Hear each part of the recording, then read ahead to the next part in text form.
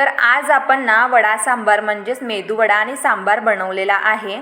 तर मेदू वडा बनवताना ना बऱ्याच अशा अडचणी येतात, जसं की उडीद डाळ वाटी किती घ्यायची, कधी भिजत ठेवायचं, किंवा त्याचं बॅटर कसं फ्लफी बनवायचं, मेदू वडे कसे आपले स्पॉन्जी बनू शकतात किंवा कुरकुरीत कसे बनवायचे, त्यामध्ये असा कोणता पदार्थ घालायचा जेणेकरून मेदू वडे आपले टेस्टीसुद्धा होतील आणि कुरकुरीतसुद्धा होतील।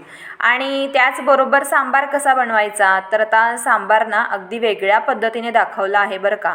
आणि त्यामध्ये कोणता मसाला घालायचा, किती भाज्या घालायच्या, कोणत्या कोणत्या घालायच्या, सगळ्या प्रश्नांची उत्तरं तुम्हाला मोठ्या व्हिडिओमध्ये नक्की भेटतील।